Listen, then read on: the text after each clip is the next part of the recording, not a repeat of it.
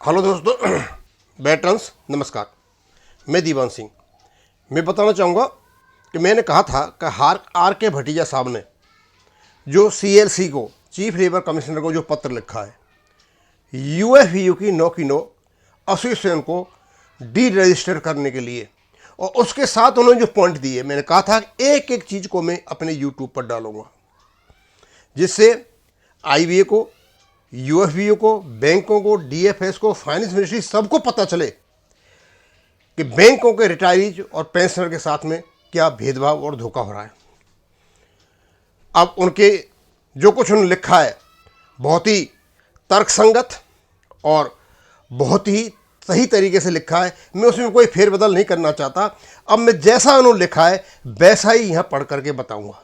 समय भी कम लगेगा और मुझे लीगल इंटरप्रिटेशन की जरूरत नहीं है। इस प्रकार के लीगल इंटरप्रिटेशन मैं 3 महीने से दे रहा हूँ। अब नंबर 2 पॉइंट तक मैंने बता दिया, अब ये चलेगा आगे नंबर 3 पॉइंट से।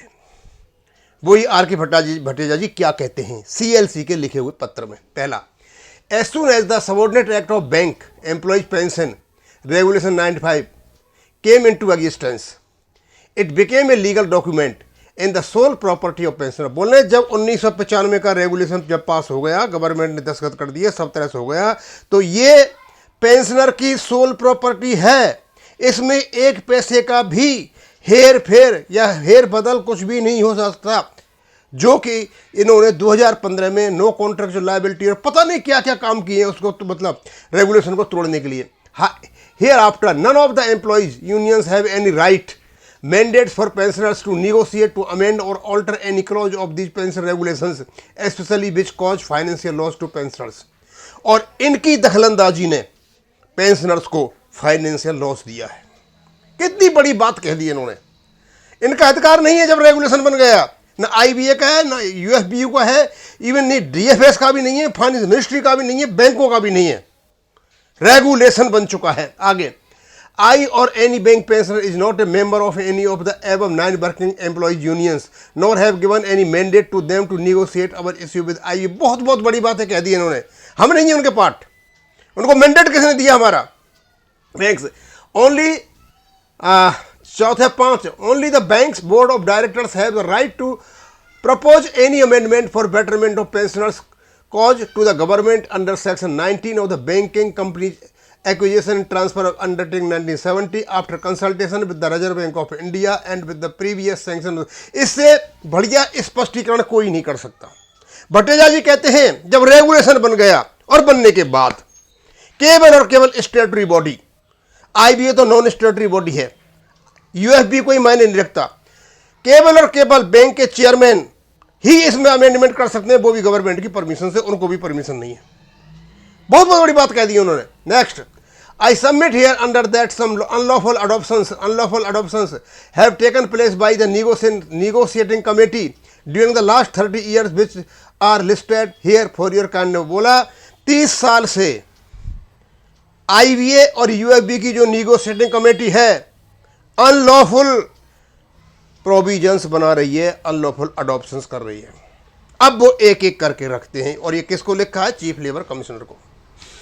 First is the amendment made by 7th BPC by the UFBU union signed agreement with IBA which is reproduced as under in relation to an employee or retiree or dies in service before 1st day of April 1998 pay for the purpose of pension shall be the aggregate of basic drawn by the members of the award staff in terms of 6 bypass settlement dated 14th February 1995 and dearness allowance thereof calculated up to 1616 in the Indian consumer price index industrial, उसमें 1960 बढ़ा। This shall be subject to necessary amendment to be made in the relevant provisions of bank, और इसका जो relevant provisions हैं उनमें amendment करना होना था।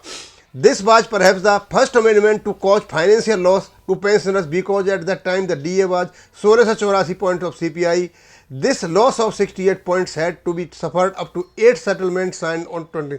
बोला 7th CPC में जो 16 से 84 तक का पॉइंट मर्ज करने चाहिए थे, उन्होंने 16 से 16 किए, 68 पॉइंट का नुकसान किया, और ये एनोमली थी। ये 2005 यानी 8वें कब तक चलती रही है? अप टू 8 सेटलमेंट तक ये चलती रही।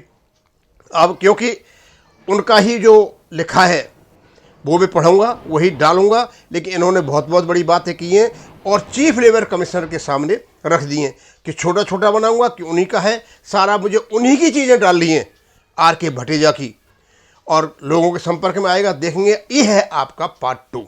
अब इसको यहीं ख़त्म करूंगा। थैंक यू, धन्यवाद।